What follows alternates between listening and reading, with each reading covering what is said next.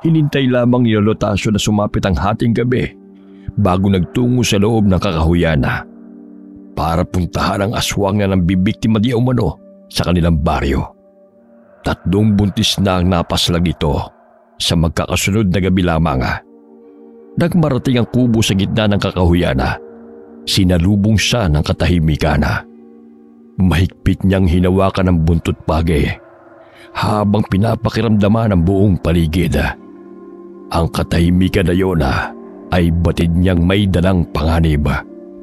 Batid niyang nasa paligid lamang ang aswanga na nagngangalang Nana Ibyang. Nagtitinda ang matandang babae ng suman sa kanilang lugar at karatig baryo.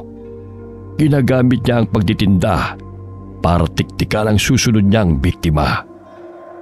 Isang binatilyong aksidenteng nakasaksi sa pagbabagong anyo ng matandang babae. Kaya ito nabisto. Bilib din ako sa talas ng pakiramdam mo, Tasyo. Tiyak na bisto mo na ako. Nandito ako para tapusin na ang pag-aasik mo ng lagim. Hindi ako natatakot sa iyo, Tasyo! Kung yan ang iniisip mo. Tingnan ko kung hanggang saan ang bagsik mo dito sa dala kong buntot, Pagi. Buntot lang ng isda yung armas mo, Tasyo. Hindi uubra yan sa talim ng aking mga pangil at talas ng kuko. Tingnan natin, Ibyang. Tinitiyak kong hihiyaw ka sa sakit sa bawat hagupit ko nito sa'yo. Agad na sumugod si Nana Ibyang sa pag-aakalang madali niyang mapapatay ang matandang albularyo. Nakaiwas naman si Tata Tasyo sa pagsugod nito, sabay hagupit ng kanyang latigo.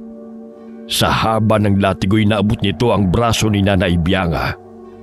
Lalong nag-ulul sa galit ang matandang aswanga. Umangil ito ng malakas at muling sumugod. Pero sadyang mabilis kumilos si Tata Tasyo sa kabila ng edad nito. Sa pagkakataong yun ay sinabayan ni Tata Tasyo ng hagupit. Sa hita naman tinamaan si Nana Ibyang. Napasigaw sa sakit ang matandang babaeng aswanga. Ilang sandali pa, unti-unting nagbago ang anyo ni Nana Ibyang. Ang matandang babae ay isang uri ng aswang na kiwig na kayang mag-anyo ng iba't ibang uri ng hayop. Sa kabila ng paiba-ibang anyo ng kaharap, hindi man lamang kinabakasan ng takot si Tata Tasyo. Bagkus ay nagangalit pa na iwinasiwas ang hawak niya. Umaaringking naman sa sakit si Nana Ibyang sa bawat tama nito sa kanyang katawan. Hindi na nilubayan ni Tata Tasyo ng hagupit si Nana Ibyang hanggang unti-unti na itong manghina. Di kalaunay nawala na ito ng buhay. Nang matiyak niyang wala ng buhay si Nana Ibyang, pumasok siya sa kubo at inalam kung ano pa ang meron doon. Nakarinig siya ng mahinang ingit na nagmumula sa silong. Para yung nagmumula sa isang hayop. Hinanap niya yun. Nang makita niya'y hindi niya mawari kung anong klase itong nilalanga. Tila ito batang musmos na umiiyak. Magkagayon pa man, ay nagdesisyon si Tata Tasyo na iuwi ang kakaibang nilalang na yun na natagpuan niya sa silong ng kubo.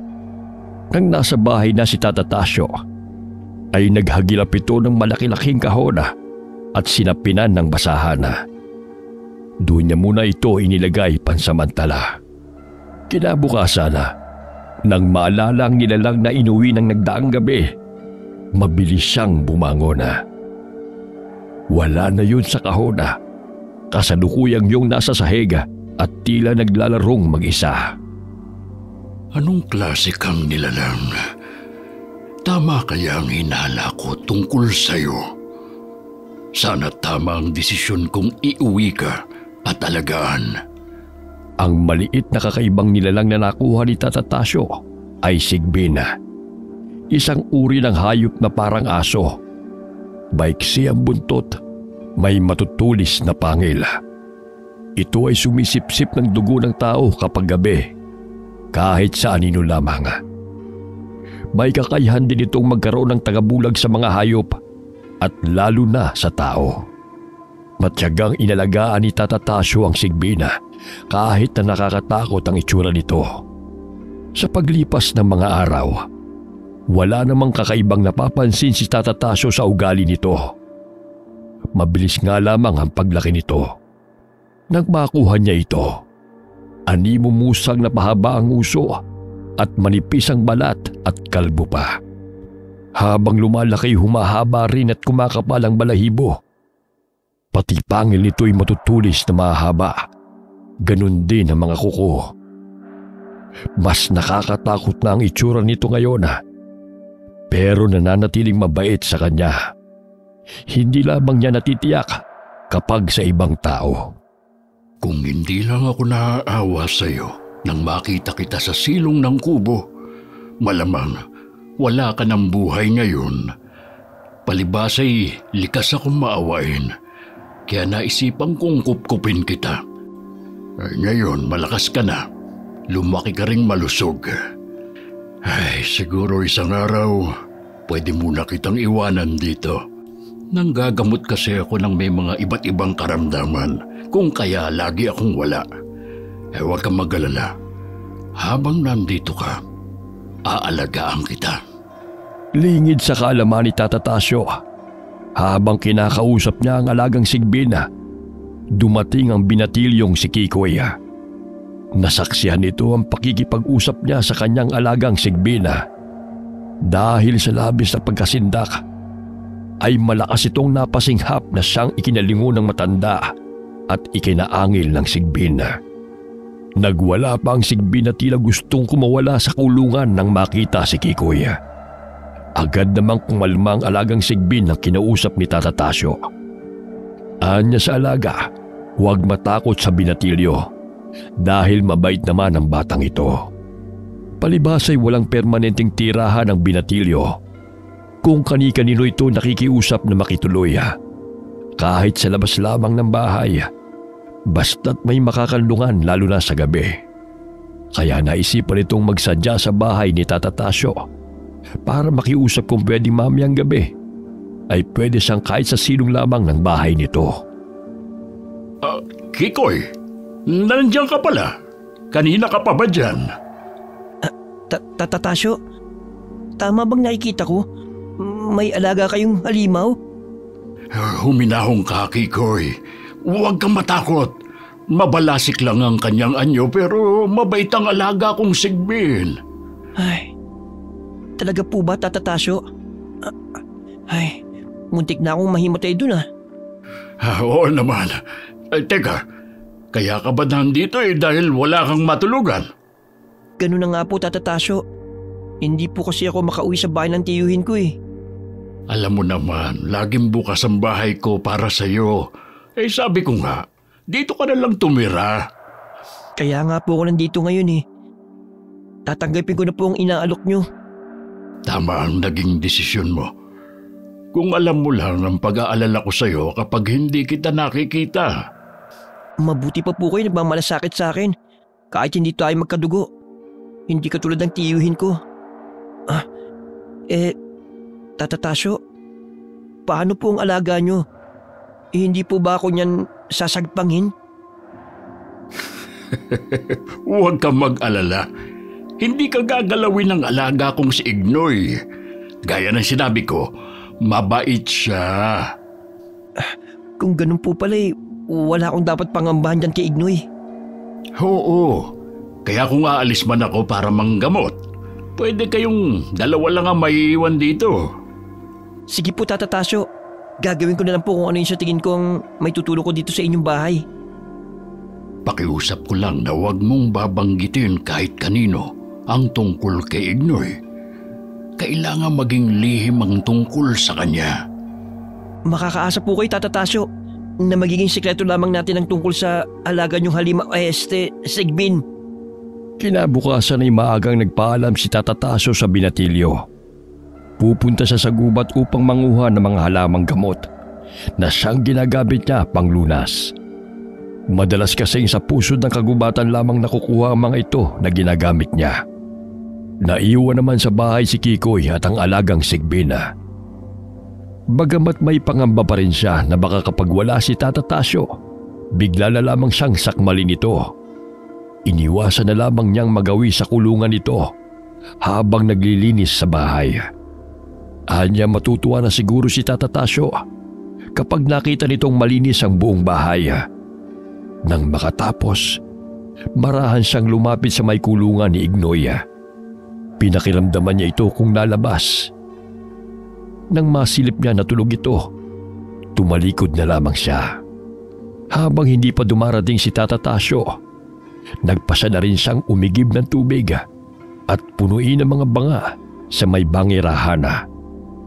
Nag-ipon din siya ng mga kahoy na panggatong. Nang makatapos sa mga ginagawa, naramdaman ni Kikoy na gumagalaw si Ignoy sa kulungan nito. Nilapitan niya ito at sinubukang hawakan.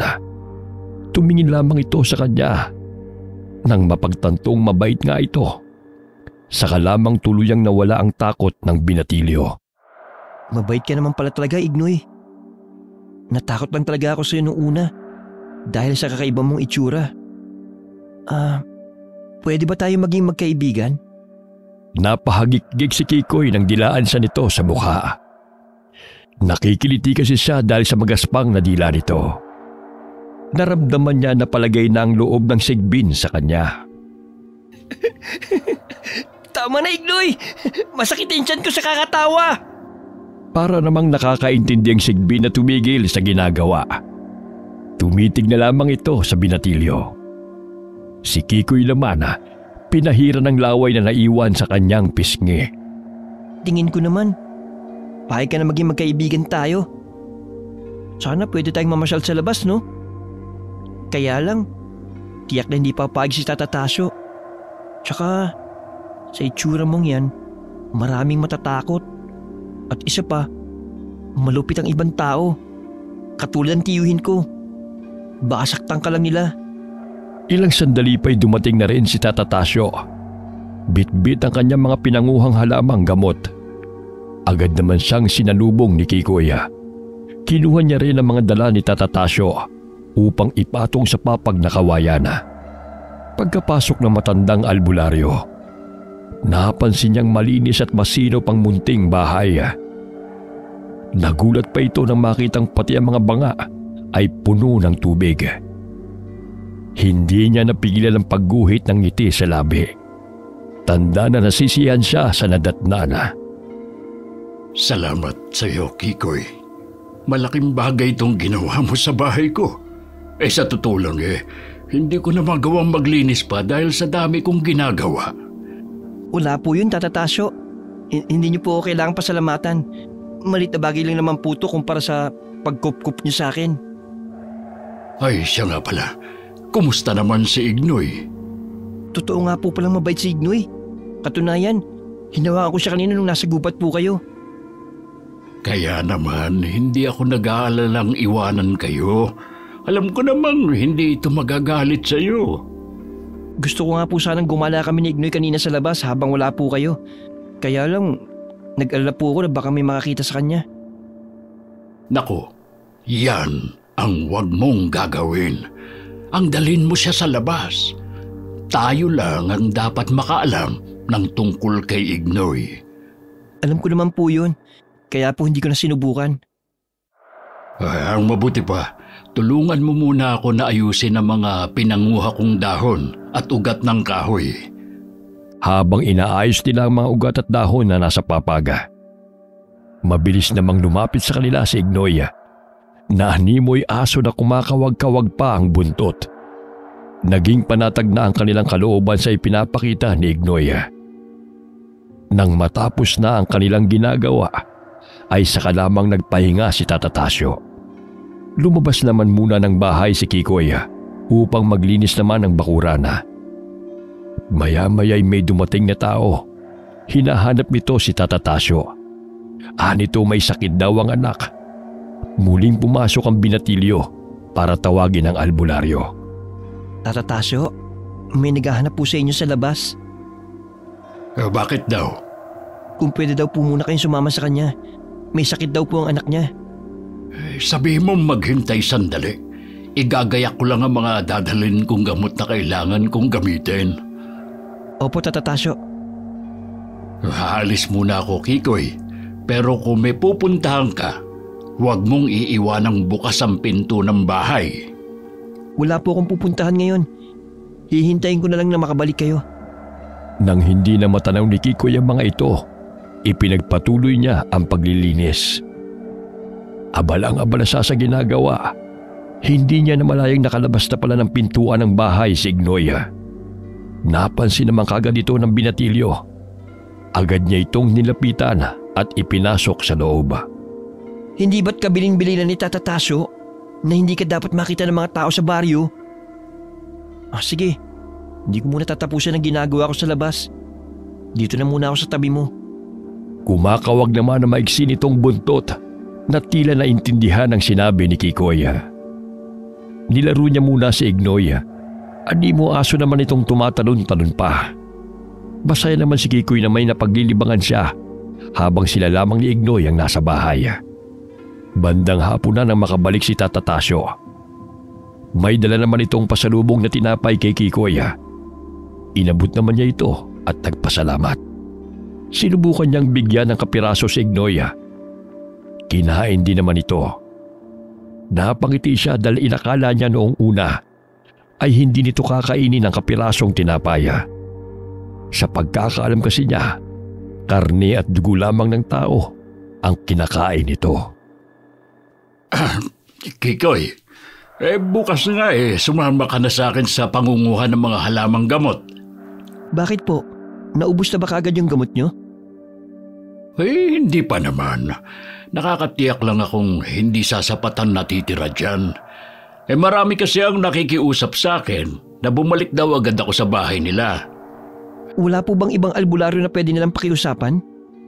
Sa tagal ko na sa pagiging albularyo wala ni isa mang lumabas na may kakayahang magpagaling ng mga may sakit. Hindi po ba kayo napapagod sa ginagawa nyo? Matagal na ako sa ginagawa ko. Ni minsan hindi ako nakakaramdam ng kapaguran. Masaya ako na marami akong natutulungan. Napakabuti po pala talaga ng puso nyo. Alam mo, Kikoy, naipangako ko sa sarili ko na hindi ako titigil sa panggagamot habang ako'y nabubuhay. Misyon ko na sa buhay ang magpagaling ng mga may karamdaman. Kinabukasan na, maaga pa'y gumayak na sila upang magpunta ulit sa kagubatan. Siniguro muna ni Tata Tasyo na hindi makakalabas si Ignoy sa kanyang kulungan sa pangambang makatakas ito at makarating sa mga bahayana. Tiyak na malaking gulo ang mangyayari. Nang nasa gubat na sila, itinuro na lamang ni Tata Tasyo kay Kikoy kung ano ang mga dahon at ugat na dapat kunin. Halos 2 oras din ang ginugol nila sa pangunguha ng mga kakailanganin niya. Maya-maya, nagpasya na si Tata Tasyo na umuwi sila. Habang naglalakad silang pauwi, ay pareho silang walang imikan. Pagka-uwi ay agad na inutusan ng matandang albularyo ang binatilyo para tignan ang alagang Sigbina. Habang hinarap niya muna ang pag-aasikaso sa mga halamang gamot. Kikoy, pakitignan mo nga muna si Ignoy kung anong ginagawa. Hanggang ngayon, hindi pa rin ako palagay kapag naiiwan siya mag-isa dito. Sige po. Mahimbing pong natutulog si Ignoy. Mabuti naman kung ganon. Tata Tasyo, kailan po ulit kayo pupunta sa kabilang baryo? Hindi pa ako babalik agad. Ubus na pala ang aking langis na ginagamit sa panghihilot. Langis po ng nyog ang ginagamit nyo? Oo, kailangan makakuha muna doon sa likod bahay. May mga hinog na akong nakita kamakailan. Ako na pong kukuha ng nyog para sa inyo. Ay, sige, iyo. 9 na piraso ang kunin mo. Agad namang tumalima si Kikoy. Si Tata Tasyo naman ay naghahanda na ng mga gagamitin. Kumuha rin siya ng siling labuyo na isinasama niya sa pagluluto ng langis. Hindi rin nagtagal. Dumating na rin si Kikoy dala ang mga nakuhang nyoga. Agad niya itong binalatana Kasunod na rin niya si Tata Tasyo. Tinulungan na rin siya nito sa kanyang ginagawa. Matapos ang mahabang proseso, ay nailuto na rin ito ni Tata Tasyo.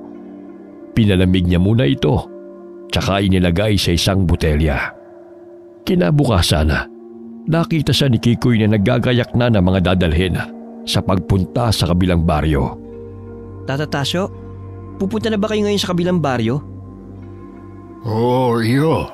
Ginagayak ko lang ang mga dadalhin ko at aalis na ako. Pwede po bang sumama ako sa inyo? Sige, sumama ka at nang malaman mo rin kung saan ako nagpupunta. Sandali lang po, isasara ko lang po mabuti yung pintuan. Alam mo ba, nung minsang may ginamot ako sa kabilang baryo, may nagsabing hindi raw ako tunay na albularyo. Ho? Bakit naman daw po niya nasabi yun? Siguro naiinggit lang yun. Kasi pagkatapos kong gamutin ang aking pasyente, kusang loob silang nagbibigay ng mga lulutuing pagkain, kape, tinapay, at kung ano-ano pa. Maaring tama po kayo. Nainggit lamang ang taong nagsabi nun. Maraming ganyang tao. Masyadong mainggitin sa kapwa. Lalo na't bumubuhos ang biyaya kapalit ng kabutihang nagagawa. Tama po kayo, Tata Tasyo. Malapit na po ba tayo sa pupuntahan natin? Oo, dun yun sa may likod ng malaking puno ng akasya. Yun po bang natatanong natin yun? Oo, yun nga. Bilisan na natin. Ilang sandali pa, nakarating na din sila sa bahay kung saan may gagamutin si Tata Tasyo. Pagkapasok, agad niyang tinanong kung anong nararamdaman ng pasyente. Nang matukoy ito ni Tata Tasyo kung ano ang karamdaman, ay agad niya itong sinimulang gamutin. Nasa tabi lamang din si Kikoy na nagmamasid sa kanyang ginagawa. Nang matapos ang panggagamot, may iniaabot na namang mga pagkaing nasa isang lalagyan ng ginanga na nakatira sa bahay na yon. Hindi kasi tumatanggap ni isang kusing si Tata Tasyo sa kadahilan ng mawawala ang bisa ng kanyang kaalaman. Matapos iligpit ang mga gamit na dala, nagpaalam na sila ni Tata Tasyo sa mga nakatira sa bahay na yon. Meron pa po ba tayong ibang pupuntahan, Tata Tasyo? Wala na. Uuwi na tayo. Kailangan na nating bilisan. Malayo din ang ating lalakarin. Tata Tasyo, pwede po bang turuan niyo ako ng mga ginagawa niyong pagpapagaling sa mga may sakit? Naku, iho. Hindi ito pwedeng ituro. Bakit naman po? Regalo sa akin ito ng Panginoon. Napakaswerte niyo naman po na sa inyo ipinagkalubang biyayang taglay niyo. Sa tingin ko, Kikoy, ipinagkakaloob lang ang ganitong kakayahan sa taong may mabuting puso. Malinis na kalooban. Nang makauwi na sina Tata Tasyo at Kikoy, animo tuta namang umuungol si Ignoy nang maramdamang dumating na sila. Sinilip lamang ito ni Tata Tasyo. Nang makita siya nito, ay tumahimik na at nahiga ulit. Kinagabihan na, matapos ang hapunan na, nagpasya na silang matulog ng maaga. Sa kalaliman ng gabi, manaka-nakay nagigising si Tata Tasyo sa kaluskos ni Ignoy. Hindi naman niya ito pinapansin. Si Kiko na may mabilis na nakatulog. Palibhas ay may kabataan pa. Naghihilik pa ito sa sobrang himbing. Nagising silang bumabanaag na ang sikat ng araw sa silangan. Agad namang bumangon si Tata Tasyo. Lumabas siya ng bahay upang bigyan ng patuka ang mga alagang manok. Nagising na rin si Kikoy. Pagkatapos ayusin ang hinigaan, dumiretso na siya sa kusina. Nag-init na muna siya ng tubig para makapagkape sila ni Tata Tasyo. Mamaya aalis ako, Kikoy. Huwag ka na munang sumama sa akin. Opo, Tata Tasyo. Saan po ba kayo pupunta? Pupuntahan ko ulit yung batang nahulog sa puno. Nabalian yun ng braso kaya kailangan maibalik ko sa dati. Sige po. Matagal na rin po nung huli kami maglaro ni Ignoy. Makikipaglaro muna po ako sa kanya. Baka marunong na din po ito magtampo. Manghuli ka nga pala ng isang inahing manok dyan. Yung kawawalay lang ng mga sisiw at katayin mo. Ipakain mo kay Ignoy ang laman loob. Opo, tiyak matutuwa si Ignoy niyan. Kasi makakakain siya ng sariwang pagkain ngayon. Nang makaalis na si Tata Tasyo, masayang nagpunta sa likod bahay si Kikoy upang manghuli ng manok. Hindi naman nagtagal at dala niya na ang manok na kakatayin. Nag-init na siya ng tubig para mabanlian niya ang manok. Di nagtagal at natapos na siya sa kanyang ginagawa. Dinala niya ang laman loob kay Ignoy at inilagay ang dala sa kainan nito. Kumawag-kawag naman ang maiksing buntot ni Ignoy. Senyales na natutuwa ito. Pinagmamasdan lamang niya ito habang kumakain. Matapos kumain ni Ignoy, kumawag-kawag uli ang buntot na tumingin kay Kikoy na tila ba nagpapasalamat. Inilabas ni Kikoy ito sa kulungan at naglaro sila. Maamo naman itong dinilaan ang mukha ni Kikoy. Naglalaro sila nang maalala ang sinalang nitong tinola. Saglit lang nalingat si Kikoy ay sinamantala naman ni Ignoy ang pagkakataon para makalabas ng bahay. Pagbalik ng binatilyo para laruin uli si Ignoy, hindi niya ito makita. Wala din sa kulungan. Naku, lagot ako'y tatatasyo nito. Nakalabas ng bahay si Ignoy. Kailangan ko itong mahanap bago pa siya dumating. Sigurado mapapagalitan ako ni Tata Tasyo kapag nagkataon. Nagmamadaling lumabas ng bahay si Kikoy. Mabilis tumakbo sa direksyong papunta sa kabahayan. Kailangang mahuli niya kaagad ito. Ayaw niya rin na may makakita rito ng mga taga-baryo. Lalo na't kakaiba ang itsura na maaari nilang ikabigla at ikatakot. Natitiyak niyang hahabulin nila ito para patayin. Hindi kalaunay nakita niyang tumatakbo ito palapit sa kanya. Agad niya itong sinalubong. Pinasalan niya si Ignoy kahit may kalakihan ito. Kumakawala pa ito habang pasan-pasan niya. Hindi na yun pinansin ni Kikoy kahit naramdaman niyang mahapdi ang likod niya. Sanhi na mahabang kuko ni Ignoy dahil sa pagpupumiglas nito. Nang makarating siya sa bahay, ay agad niya itong ibinalik sa kanyang kulungan. Nakabahag naman ang munting buntot ni Ignoy na para bang nahihiya sa ginawa niyang pagtakas. Walang kamalay-malay si Kikoy na talagang nakita na nga ng mga taga-baryo nila si Ignoy na naging dahilan upang tumakbo pabalik. Kaya niya nasa lubong ito. Kikoy, ano yung kumakalat na balita sa nayon? Bakit po? Ano po ba yun? May nakita raw silang halimaw na gumagala doon. Hinabol pa nga raw nila ito eh. Hindi nga lang daw nila inabutan sa sobrang bilis. Pakiwari daw nila sinalakay na sila ng aswang. Tata Tasyo, kasalanan ko po. Nakatakas po si Ignoy ng isang araw. Pasensya na po kung hindi ko kagad sinabi sa inyo. Ano ba kasi ang pinagkakaabalahan mo at natakasan ka ni Ignoy? Naglalaro po kasi kami. Nang maalala ko may nakasalang pala ako sa kalan. Kaya iniwan ko po siya sandali. Hindi ko akalaing sasamantalahin niya yun para lumabas ng bahay. Sigurado kung si Ignoy ang nakita ng mga kanayo natin. Mabuti na lang, hindi nila yun naabutan. Pasensya na po Tata Tasyo. Hindi na po maulit ang nangyari. Magiging maingat na po ako sa susunod. Hindi talaga pwedeng maulit. Hindi rin nila dapat malaman na tayo ang nagkukubli sa kanya. Opo Tata Tasyo, tatandaan kong lahat ng mga sinabi niyo. Mabuti naman kung ganon.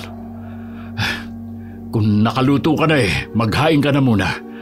Kumain na tayo habang maliwanag pa.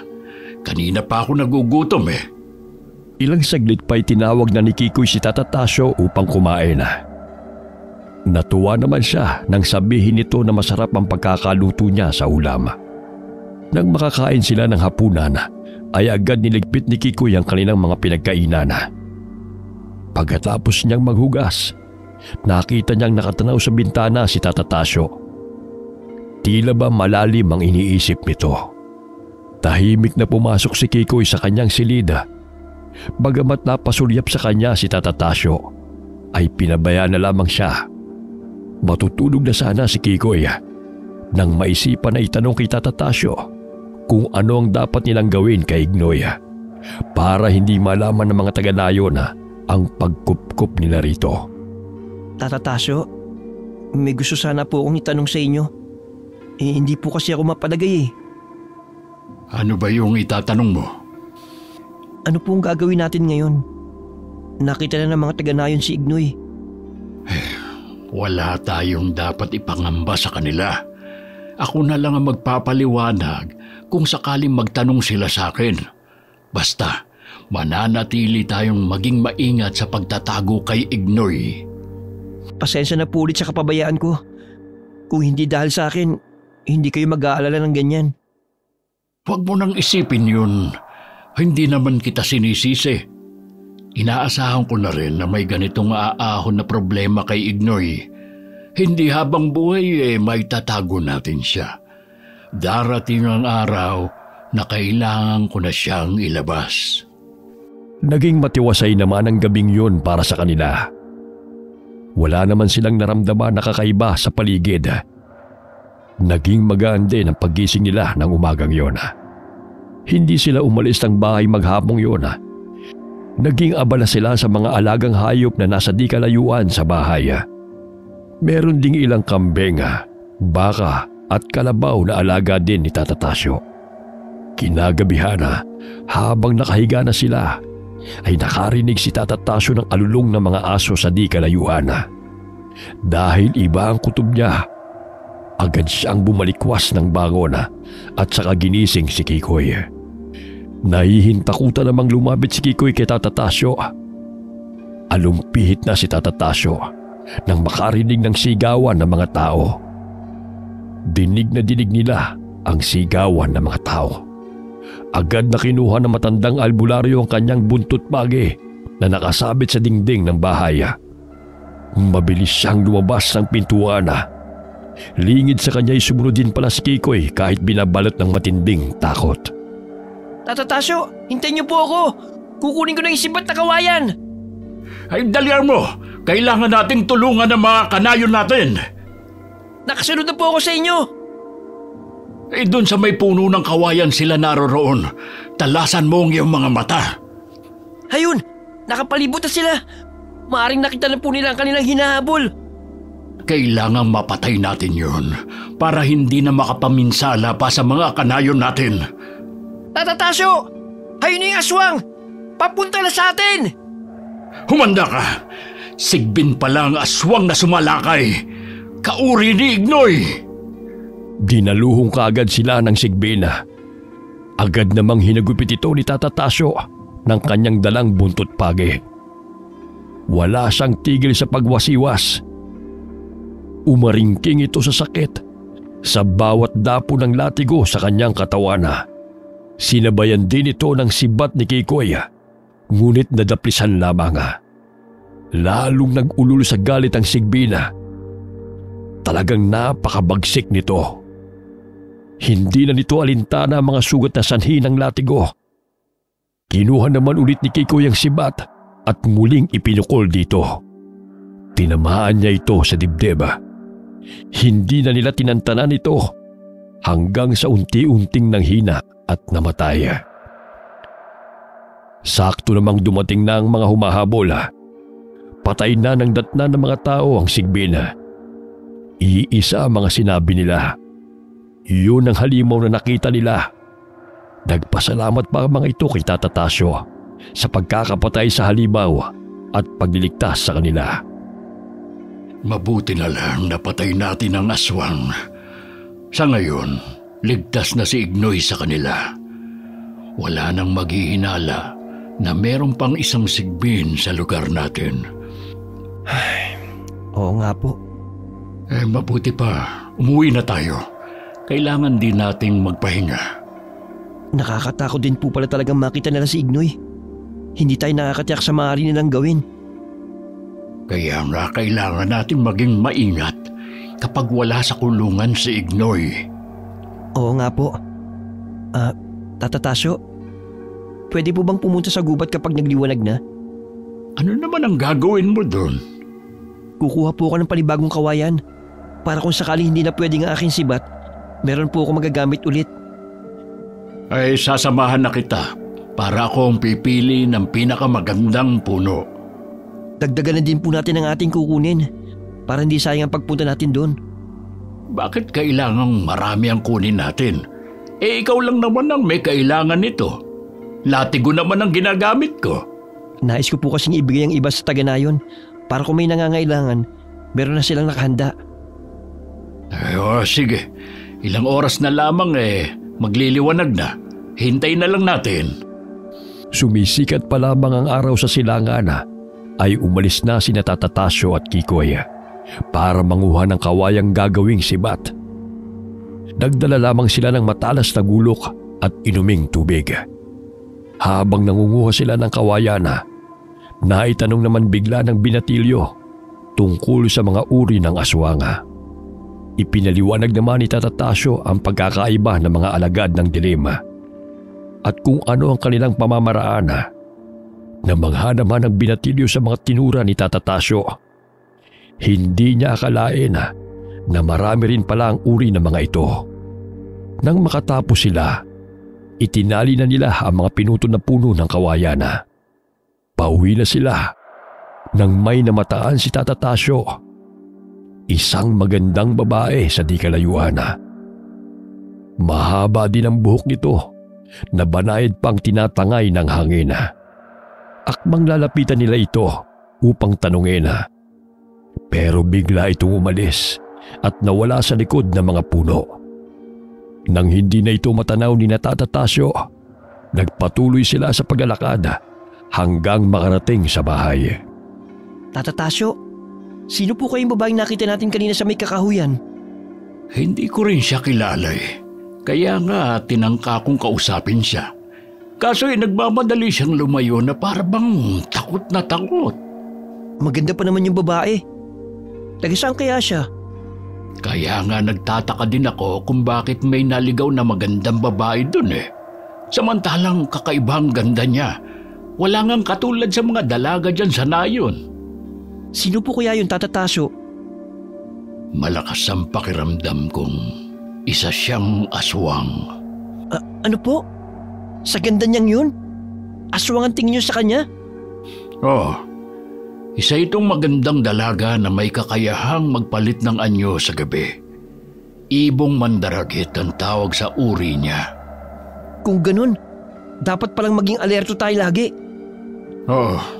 Nakatitiyak akong nagmamanman yun ng mabibiktima. Kailangan po palang maabisuhan ng mga taga-nayon. Baka bigla na lang sumala kayo isang gabi. Ako na ang magbibigay ng babala sa kanila. Mamaya, pagdating natin, didiretso na ako sa nayon. Pagkababa ng mga pasangkawayan agad na ring lumakad si Tata Tasyo. Nararamdaman niya kasi na yun ang panahon ng paglabas ng mga alagad ng dilim. Malakas ang kutob na hindi lang yun ang unang beses na makakaharap nila ang mga ito. Si Kiko na may nilagyan ng tulis sa mga kawayang gagawing sibat. Sinigurado niyang matalim ang mga ito. Di nagtagala, nakatapos din siya sa kanyang ginagawa. Pumasok siya sa bahay. Sinilip niya si Ignoy na natutulog ng mga sandaling yun. Matagal-tagal din bago nakabalik si Tata Tasyo. Nadatnan niyang nagpapahinga sa may papag ang binatilyo. Agad naman itong bumangon at nagtanong sa kanyang lakad. Paghahandaan daw nila kung sakaling may sasalakay na alagad ng dilim sa lugar natin. Nagpasalamat din sa maaga kong pagbibigay ng babala. Ano po mabuti nating gawin, Tata Tasyo? Kailangan nating talasan ang ating pakiramdam, lalo na sa gabing natutulog na tayo. Oo nga po. Sabi niyo nga sa gabi sumasalakay ang ganung uri ng aswang. Medyo mahirap kalabanin yun dahil nga lumilipad siya. Madali namang malaman na paparating na yun dahil malakas ang pagaspas ng kanyang malalaking pakpak. Bakit po kaya sunod-sunod ang kanilang paglabas ngayon? Kapag malapit ng bumilog o sa mismong kabilugan ng buwan, padalas silang lumabas. Ang iba sa kanila ay galing pa sa ibang lugar. Dumadayo lang para mambiktima. Kung ganun po, hindi pala tayo pwede maging kampante. Napansin ko nga po sa silangan na malapit na ang pagbilog ng buwan. Nakita ko nga din yun. Kaya hindi ako tumitigil sa pagpapaalala sa mga kanayon na magdoble ingat, lalo na sa mga buntis. Bilib po talaga ako sa inyo, Tata Tasyo. Magaling na nga kayong albularyo, magaling pang mamaslang ng mga aswang. Masyado talagang malaki ang bilib mo sa akin. Napakatalas din po ng pakiramdam nyo. Alam nyo rin kung saan ang kahinaan ng kalaban. Ngumiti lang si Tata Tasyo sa mga papuri sa kanya ng binatilyo. Matuloy na lumipas sa mga araw. Ramdam na ni Tata Tasyo na sa pagsapit ng gabi ay lalabas ulit ang mahiwagang babae na nakita niya nung nakaraang araw. Batid niya na maghahanap ito na mabibiktima. Pagsapit ng gabi, pinaalalahanan niya si Kikoy na maghanda. Sinabihan niya ito na huwag muna siyang matutulog. Kailangan nilang pumunta sa nayon para magmasid. Hindi lingid kay Tata Tasyo ang magiging pakay sa pag-atake ng babae. May buntis sa nayon at tiyak niyang yun ang magiging punteriya ng aswanga. Habang naglalakad bitbit ang kanilang mga armas, namata nilang may ilang kalalakihang nagkukwentuhan sa di kalayuan. Agad nilang nilapitan ang mga yun at sinabihan na kailangan nilang maghanda sa gabing yun. Inutusan din ni Tata Tasyo ang isang binatilyo na abisuhan din ang iba pang kalalakihan. Nag-utos din siya na puntahan ang bahay ng babaeng buntis at balaan itong mag-ingat. Dumiretso na si Kikoy kasama ang mga kalalakihan sa lugar na tinutukoy ni Tata Tasyo. Dala-dala nila ang pinatulis na kawayan. Naiwan naman ang matandang albularyo kasama ang ilana. Mga kasama, maghiwa-hiwalay muna tayo ng pwesto. Tiyakin lang ninyong hindi kayo makikita ng aatake kung sino man yun. Tata Tasyo, dito lang ako sa tabi nyo. Aalalayan ko na lang kayo. Mabuti pa nga na maprotektahan din kita. Tahimik na at maliwanag na ang sikat ng buwan. Baka dumating ang hinihintay natin, Tata Tasyo. Oo nga, basta may pumapagaspas na, tiyak na yun na ang hinihintay natin. Nadidinig ko na po, Tata Tasyo. Humanda ka, iho. Sa mismong bubong ng kubo kung saan doon ang buntis, dumapo ang malaking ibong mandaragit. Kahit nakahanda na sila sa pag-atake, ay may nabigla pa din sa aswanga. Nang makabawi sa kabiglaan, sinibat ito ng mga kalalakihang naroon. Hindi ito tinamaan. Nagawa pang lumipad palayo. Nagsigawan naman ang mga naroon habang sinusundan nila ito kung saan patungong direksyon. Alam ni Tata Tasyo na hindi ganong kadaling patayin ito, lalo't nakakalipad. Sinigurado niyang aabutin ito ng latigo. Dahil kung hindi malamang sa lumayo ito at matagalang bumalik. Walang kamalay-malay ang ibong mandaragit. Nakaabang na sa kanya si Tata Tasyo. Pagdapo sa kubo, saktong malapit ito kay Tata Tasyo. Sinabayan niya ng hagupit ng kanyang mahabang latigo. Tinamaan ito sa gawing pakpak, dahilan upang hindi ito makalipad. Hindi ko hahayaan na makapambiktima ka sa lugar namin. Isang pagkakamali na dito ka pa dumayo. Patalon-talon itong umiiwas sa bawat hagupit ni Tata Tasyo.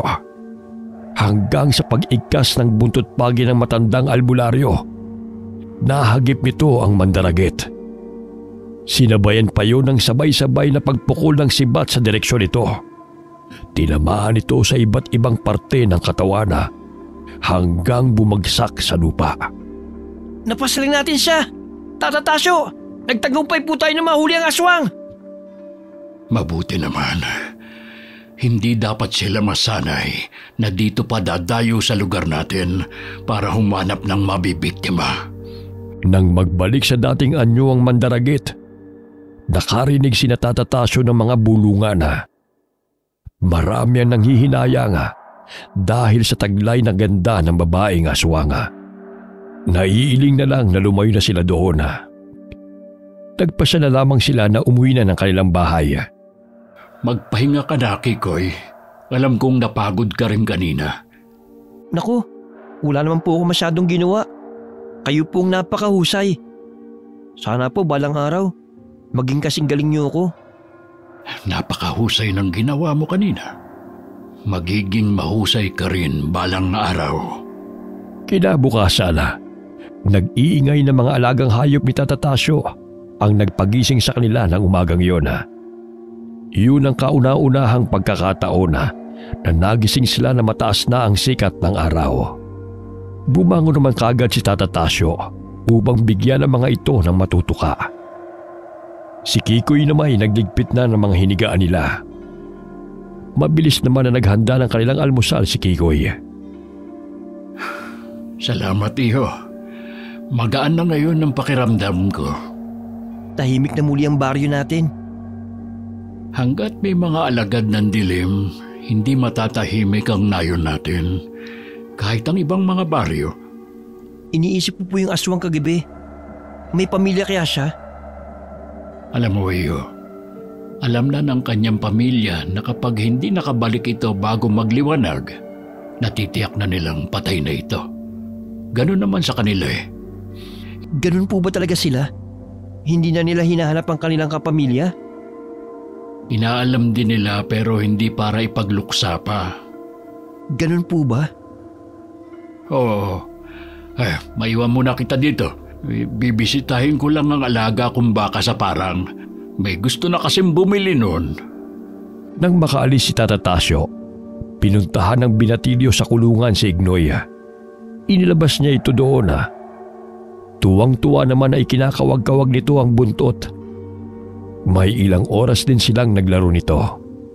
Matagal din tayo hindi nakapaglaro Siguro na-miss mo yun Huwag ka magtatampo Naging abala lang kasi kami ni Tata Tasyo. Hindi rin naman nagtagal si Tata Tasyo. Naabutan pa niya ang dalawa na tila naglalaro. Hindi niya maiwasan na mapangiti sa eksenang nadatna na.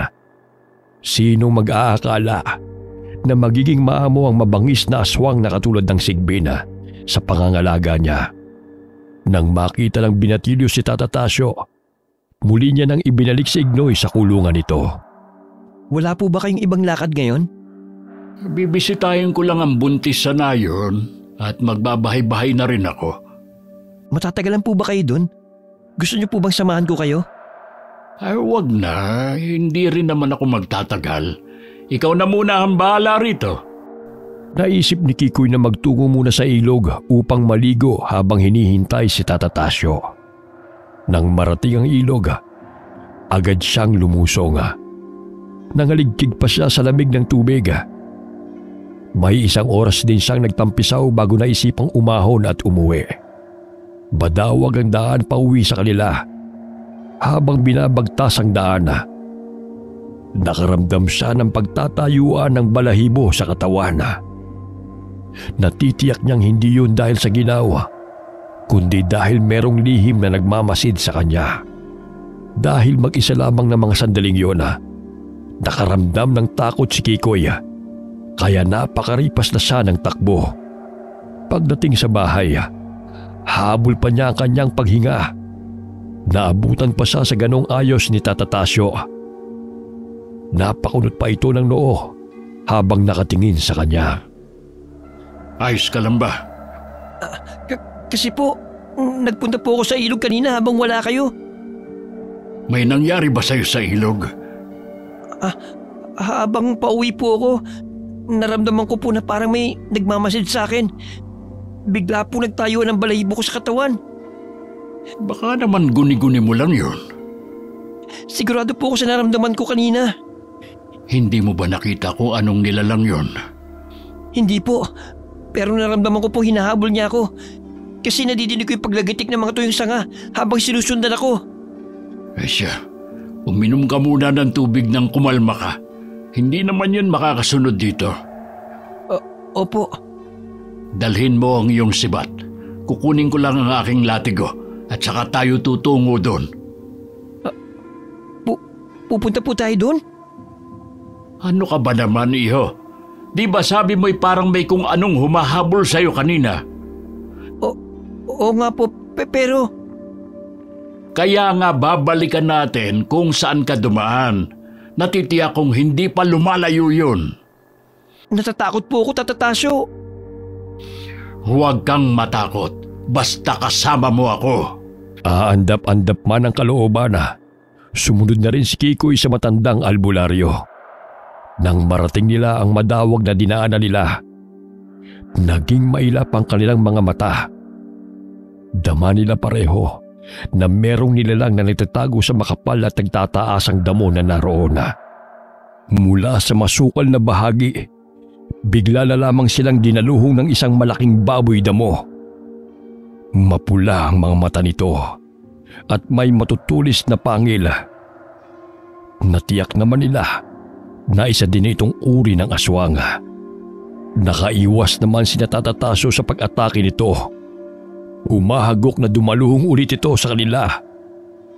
Sa bawat pagsugod ito sa kanila, sinasabayan din yun ng hagupit ni Tata Tasyo ng buntot pagi niya. Galit na galit naman ang aswang habang sumisingasing ito. Panay din ang pagpukol ng sibat ni Kikoy sa halimaw. Kahit may mga tama na ito ng latigo, maging ng sibat, ay patuloy pa rin itong lumalaban. Sa muling pagsugod ito, ay iniumang na ni Kikoy ang kanyang sibat. Pinuntirya niya ang bahaging kung saan naroon ang puso nito. Nang tamaan niyo ng binatilyo, bigla na lamang itong nangisay at natumba sa lupa.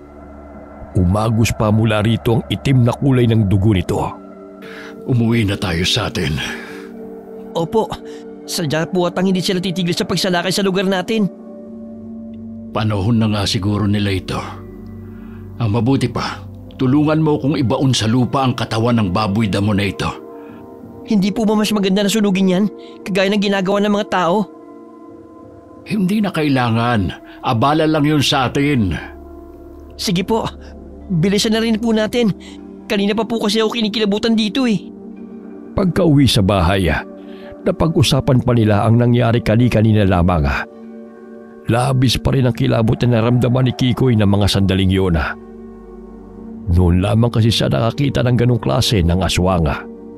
Maaasahan talagang malakas kong pakiramdam. Siguro kung hindi pa ako tumakbo kanina, marahil naging pagkain na ako ng aswang na yun. Kaya nga hindi ako nag-atubiling puntahan yun. Kung mananatili siyang pag-alagala, tiyak marami pa siyang posibleng mabiktima. Mabuti nga po't napatay natin siya. Nakakapagod din palang lumaban sa aswang. Ako man, napagod din ako sa sobrang lakas ng aswang na yun. Marahil tumatanda na ako. Nakakaramdam na rin ako ng pagod. Salamat na lang, nandyan ang sibat mo. Oo nga po. Kaya lagi kong pinapanatiling matulis to. Sakaling gagamitin ko ulit, nasisiguro kong tatalab kagad kapag tumama sa hayop man o sa aswang. Maraming gumagalang masasamang elemento sa paligid natin. Kaya dapat, lagi kang mag-ingat, lalo kung nag-iisa ka lamang. Bakit po hindi natin sanayin si Ignoy? Para pwede natin siyang isama sa mga lakad natin. Yun talaga ang plano ko. Kailangan ko lang siyang turuan. Kung kalaban ba o hindi ang kanya makikita kapag kasama na natin siya.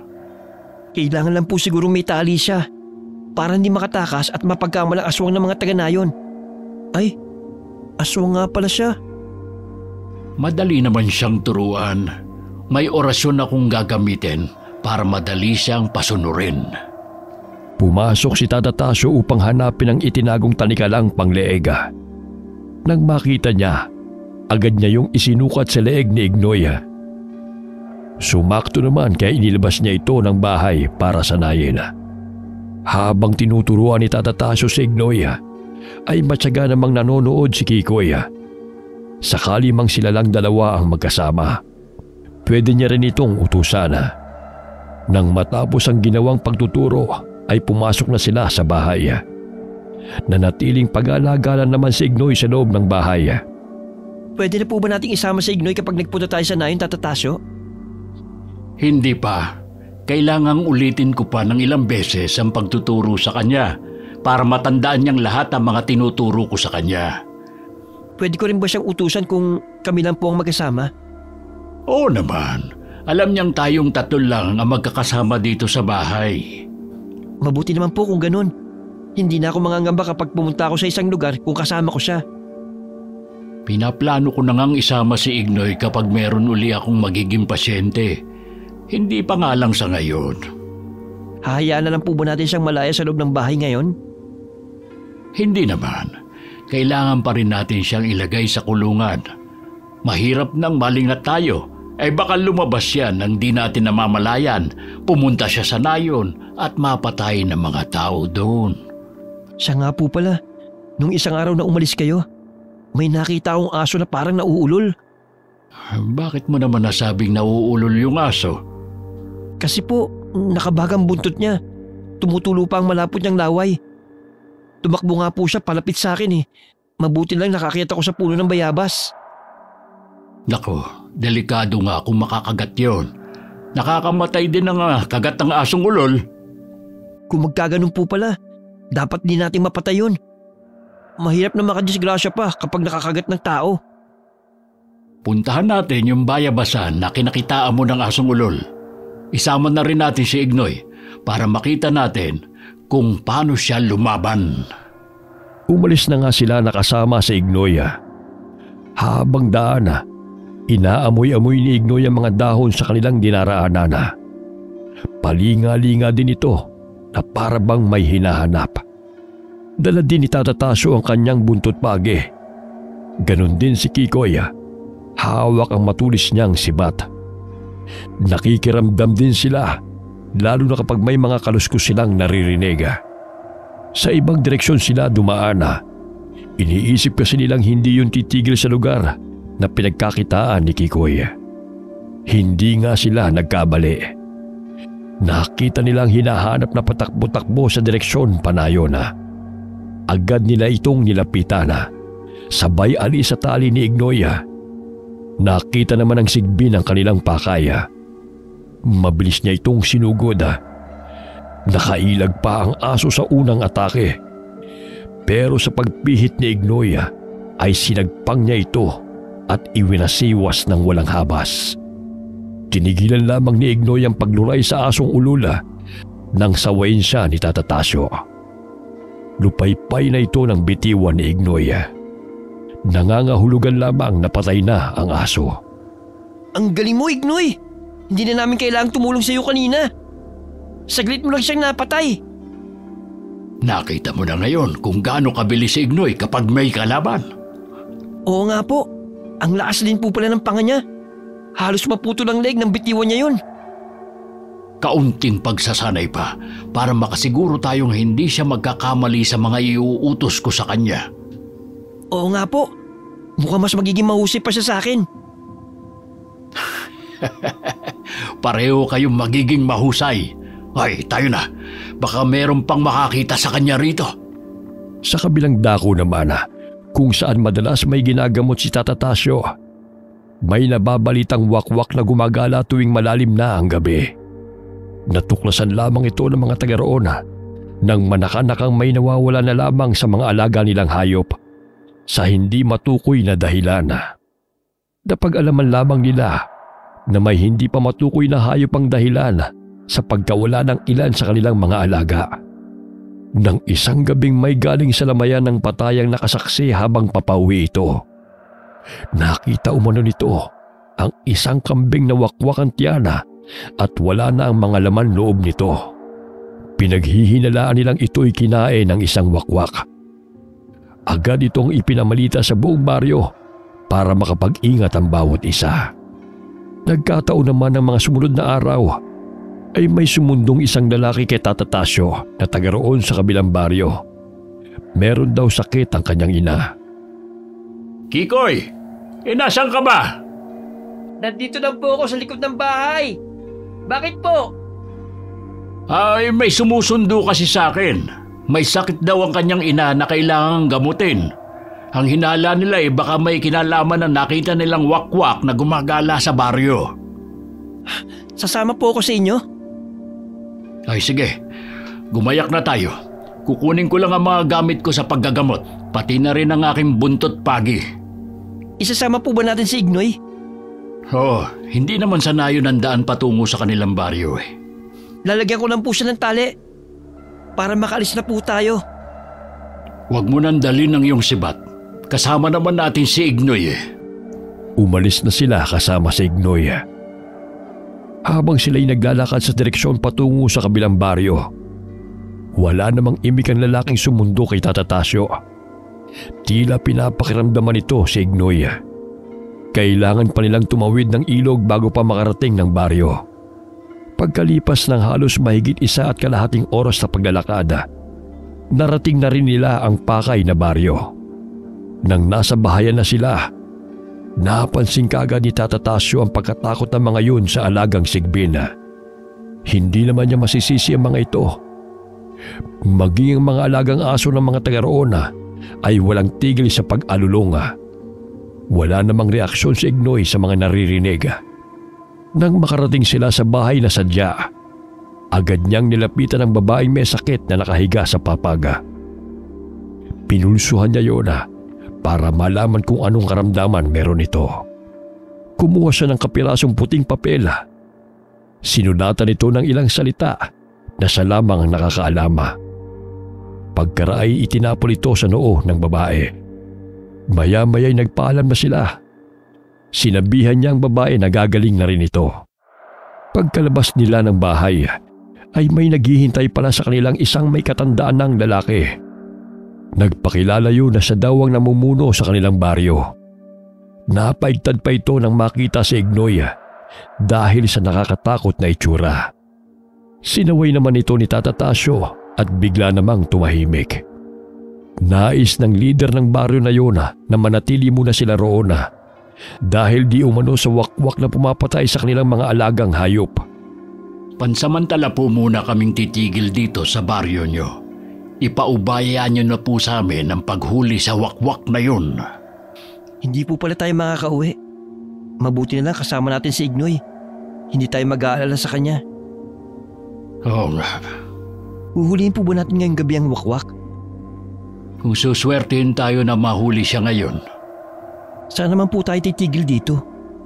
Sa bahay nila tayo titigil. Mabuti pala at naisama natin si Ignoy. Malakas ang laban natin kontra sa wakwak na sinasabi nila. Halika na. At sasamahan daw tayo sa bahay na pwede nating tigilan. Sige po. Kasunod niyo na po kami ni Ignoy. Pagdating nila sa bahay na titigilan, may mga nakahanda na para sa kanilang mga pangangailangan. Kahit ilang araw pa silang mamalagi roon. Kinahapunan ay muli silang pinuntahan ng matanda at sinabi sa kanilang mamayang gabi magsisimula na silang magpatrolya sa buong barangay. Pagkasabi noon ay umalis na ang matanda. Tiwala kasi ang matanda na may kakayanan si Tata Tasyo na lumaban dahil sa marunong itong gumamot ng mga may matitinding karamdaman. Nang gabing yun, naghanda na sina Tata Tasyo at Kikoy sa pagpapatrolya. Naghintay lamang sila ng mga kasama kung saan lugar sila magbabantay. Humanda na kayo. Kanina pa po kami nakahanda ni Ignoy. Sumunod na lang tayo kung saan siya papunta. Tata Tasyo, bakit parang ay humakbang ni Ignoy? Hinihila ko na po siya. Kung sa tingin mong mahihirapan ka sa pag-aakay kay Ignoy, mabuti pang maghintay na lang kayo dyan sa bahay hanggat di pa tayo nakakalayo. Mabuti pa nga po siguro. Hindi ata magandang pakiramdam ni Ignoy. Baka nga, hindi mo rin siya mapapasunod kung sakali.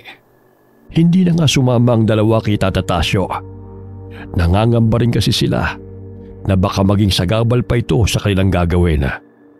Batid ni Tata Tasyo na nararamdaman ni Ignoy na kauri din niya ang wakwak. Alam niya na naiintindihan nito ang pinag-uusapan nila ni Kikoy kanina. Marahil sa kaibuturan ng puso nito, alam nito na hindi niya kalaban ang wakwak. Itinali muna ni Kikoy si Ignoy sa pangambang makatakas ito. Lumipas na ang ilang oras. Hindi pa bumabalik si Tata Tasyo. Inabot na ng antok si Kikoy sa paghihintay sa pagdating ni Tata Tasyo. Hanggang tuluyan na siyang igupo ng antok. Madaling araw na maramdaman ni Kikoy na may kumakatok sa pintuan. Tinatawag ang kanyang pangalan. Agad namang bumalikwa sa pagkakahiga si Kikoy at pinagbuksan ng kumakatok. Si Tata Tasyo ang bumungad sa pagbukas niya ng pinto. Baka sa mukha nito ang matinding pagod at puyat. Sinabi nito kay Kikoy na kinabukasan na sila magkwentuhan kung anong nangyari sa kanilang pagpapatrolya. Gusto na di umano nito ang makapagpahinga muna. Kinaumagahan, naunang nagising si Kikoy. Mataas na ang sikat ng araw nang magising si Tata Tasyo. Napasarap ako ng tulog. Mukhang napapadalas ang pagising ko ng tanghali. Alam ko naman pong pagod at puyat kayo ng nagdaang gabi. Kaya ayos lang po na matanghali kayo ng gising. Ay, gumayak na tayo, Kikoy. Sa daan na lang tayo magkwentuhan sa mga nangyari kagabi. Opo, kukunin ko lang po si Ignoy sa pinagtalian ko. Alam mo ba, Kikoy, hindi ko akalain na matagal na palang namiminsala sa kanilang mga alagang hayop ang wakwak na yun. Kung wala po palang sumundo sa inyo para magpagamot, maaaring marami pa mabiktima ang aswang na yun. Oo nga. Kaya ang laki ng pasasalamat sa akin ng mga taga-baryo. Lahat halos sila natatakot. Baka daw pati sila gawin ng pagkain ng wakwak na yun. Mabuti na nga lang po nandiyan kayo palagi. Oo nga. Natagalan nga lang bago ko siya napatay. Ayaw nga nila sumugod nung makita lang nila na nakalugmok na, saka lang sila nagsilapitan. Diretso na po ba tayo ng uwi? Oo. Maghihintay na lang ako uli kung sino pang magpapatawag sa akin. Sige po, para makapagpahinga naman tayo. Nang makarating sa bahay, ikinulong na muna ni Kikoy si Ignoy. Samantalang pumasok din muna si Tata Tasyo sa silid nito. Inilihim niya kasi sa binatilyo na ilang araw na siyang nangihina at tila mabilis mapagod. Kailangan niya ng mga oras na yun na mapag-isa para manumbalik ang dating lakas. Si Kikoy naman ay naghanap ng kahoy na maigagatong. Matagal din ang oras na ipinahinga ni Tata Tasyo. Nang lumabas siya ng kanyang silid, dama niya na bumalik na ang kanyang lakas. Nadatnan niyang nagsasalansan ng mga kahoy ang binatilyo. Wala talaga siyang masabi sa kasipagan nito. Ayos na po ba kayo? Oo, iho.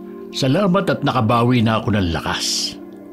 Hindi ko na nga po kayo ginising kaninang may naghahanap sa inyo Sabi ko po bumalik na lang siya. Uy, sino naman na naghahanap sa akin kanina? Taga dyan lang din po sa nayon. Sinabi ko po nagpapahinga kayo Kaya nagbili na lang siya na puntahan niyo raw po yung buntis sa may gulod. Baka kabuanan na nun. Ako lang kasi nagpapaanak sa mga buntis na yun Pwede po pala magpaanak ang isang lalaki? Oo naman. Matagal ko nang ginagawa ang pagpapaanak. Wala naman kasing maalam dito Sasama po kami ni Ignoy kung pwede. Tayo na. Baka manganganak na yung babae. Umalis na sila patungo sa gulod ng nayona. Nang nasa tapat na sila ng bahayana, biglang naglabasan ng mga tao. Namamangha sila sa nakikita nila. Malakas ang usapan ng mga ito na narinig naman ni Tata Tasyo. Hindi makapaniwala ang mga ito na may alaga siyang sigbina. Ipinaliwanag niya sa mga ito na mabait at hindi siya katulad ng ibang sigbin na kumakain ng tao. Sinabi niyang maliit pa ito ng alagaan niya. Kaya lumaki itong malapit sa tao. Tumatango naman sila na tila sumasang-ayon sa paliwanag ni Tata Tasyo. Pagkatapos magpaliwanag, dumiretso na sila sa gulod kung saan nandoon ang buntis. Nang dumating sila ay nakaabang na ang lalaki sa may pintuan. Agad silang pinapasok upang makita ni Tata Tasyo ang babae. Wala pang palatandaan na malapit na siyang manganak. Pakiramdam ko, may umaaligid ditong lumilipad kung gabi. Ano pong gagawin natin, Tata Tasyo? Wala pa sa ngayon. Sasabihan ko lang itong asawa na makiramdam kung gabi. Matagal pa naman ang kabilugan ng buwan. Kung ganun po, pwede na tayong umuwi na. Magpapaalam muna ako, saka tayo umalis. Matapos magpaalam ay umalis na silang tatlo. Nang dumaan sila sa bahayan pabalik sa kanila, kinausap niya ang ilang lalaki doon na makiramdam kung sasapit ang gabi. Sinabi rin niyang may umaaligid sa bahay ng buntis sa gulod. Hindi naman na kinabakasan ng takot ang mga yun nang muling makita ang Sigbin. Ramdam din nila ngayon na mabait nga ito. Hindi na rin nagtagal umalis na sina Tata Tasyo. Walang pangamba sa kanya na aatakihin ang aswang ang buntis na nakatira sa gulod.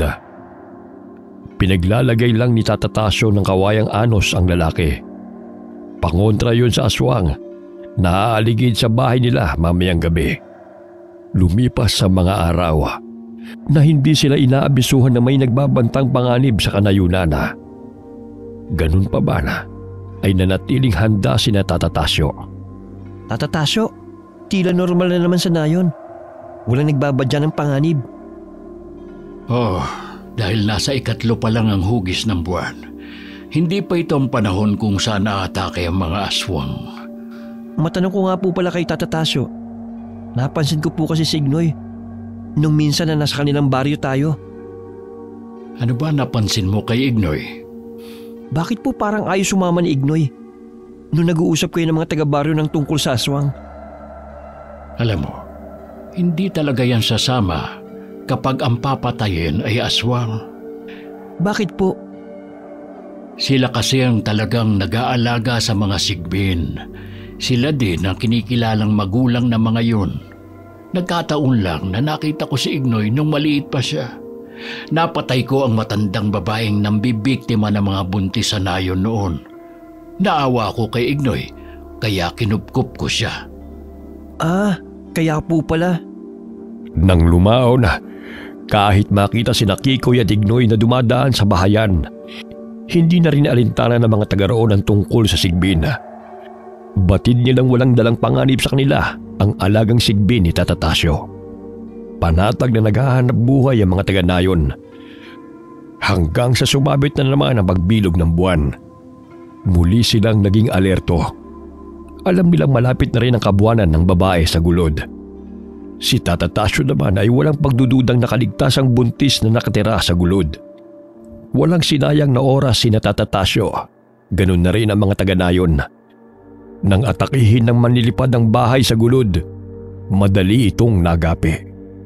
Alam kasi nila na kapag si Tata Tasyo ang humarap dito, ay nakasisiguro silang hindi yun makakaligtas. Madali namang nakarao sa panganganak ang babae sa gulod. Nagpatuloy ang normal na buhay ng mga taga-nayon. Hindi na sila nangangamba na baka isang araw may magtatangka na namang gumambala sa tahimik nilang pamumuhay. Sina Tata Tasyo naman ay namuhay ng tahimik kasama si Ignoy. Paminsan-minsan nagagawi sila sa nayon at nakikipagkumustahan sa mga taga roon. Patuloy pa rin sa pangagamot si Tata Tasyo. Madalas ay siya na lamang ang pumupunta patungo sa bahay kung saan siya may gagamutin. Isang araw, naisipan ni Tata Tasyo na dalawin ang mga taga-kabilang baryo. Kikoy, bala kong pumasyal sa kabilang baryo. Kailan niyo po binabalak na magtungo doon? Ngayon na sana eh. Bakit po? Meron po bang nagbabantang panganib sa mga taga roon? Wala naman.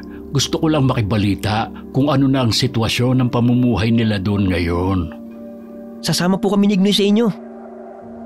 Ay sige, para may kasama naman ako sa paglalakad. Umalis na sila kasama si Ignoy.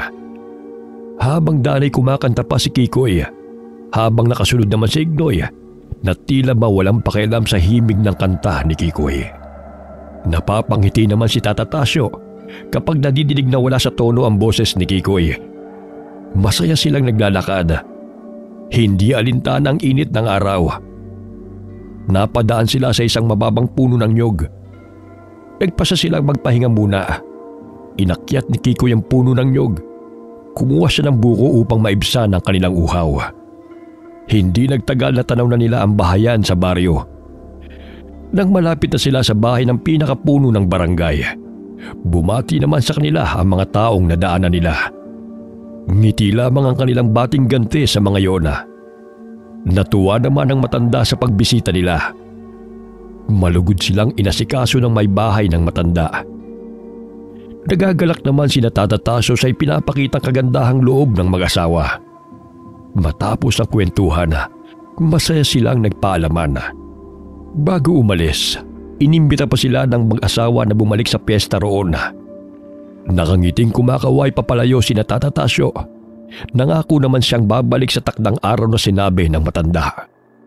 Napakabuti niyo po talaga, Tata Tasyo. Uy, bakit mo naman nasabi yan? Nakita ko po kung paano kayo harapin ng mga taga-baryo. At lalo na nung nasa bahay tayo ng pinakapinuno nila. Tandaan mo, iyo, na sa bawat paggawa mo ng mabuti sa kapwa, kabutihan din ang ibabalik nila sa iyo. Napakarami po ng mga taong natutuwa sa inyo. Hindi dahil sa manggagamot kayo, kung hindi dahil sa kababaang loob nyo. Ay, tama ng pambobola mo sa akin, Kikoy. Alam ko po yun, Tata Tasyo. Mula nang kupkupin niyo ako kasama ni Ignoy, bagamat nauna siya sa akin, ramdam ko kung gaano kayo kabuti. Na kahit ang tulad ni Ignoy na kinatatakutan ng marami ay inyong inaruga hanggang sa lumaking mabait sa tao.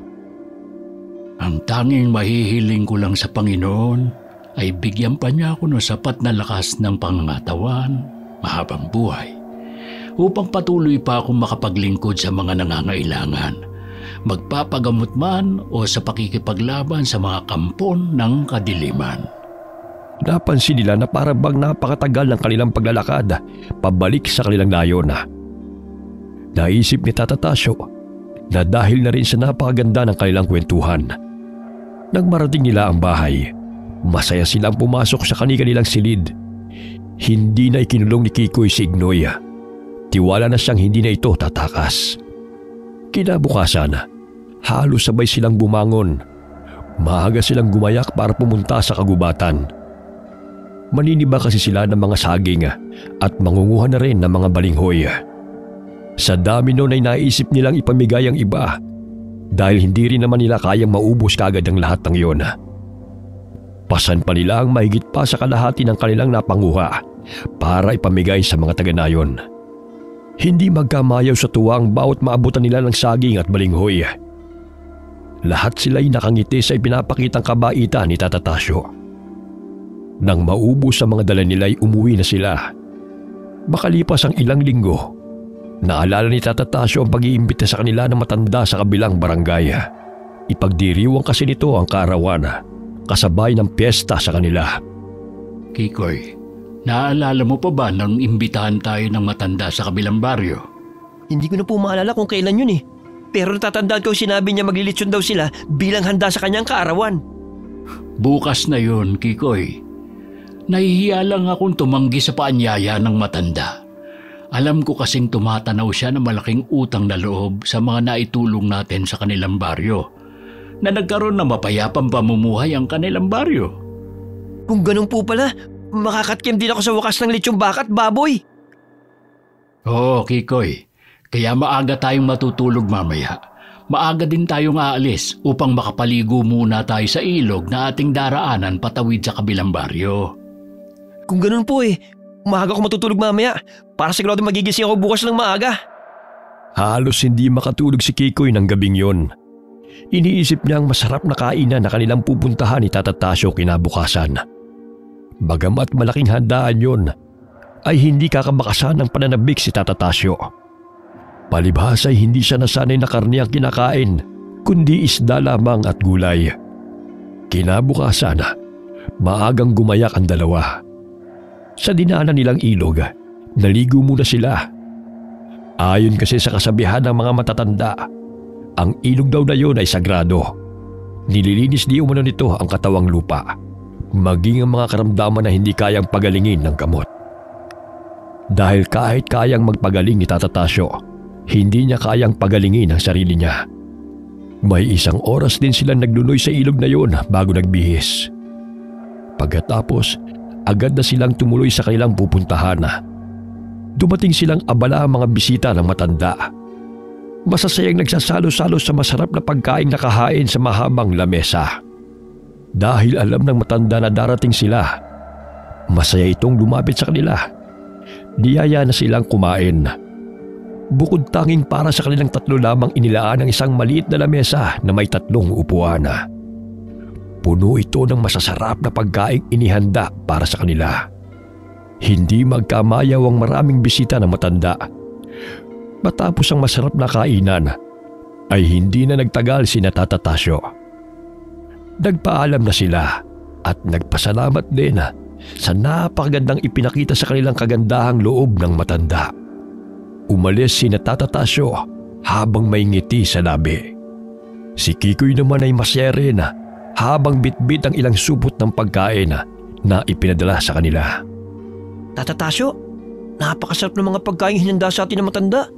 Busog na busog po ako. Mabuti naman at marami kang nakain. Pansin ko rin na panay ang bigay mo ng karne kay Ignoy. Talagang espesyal din mo yung para kay Ignoy dahil hindi nila ito niluto.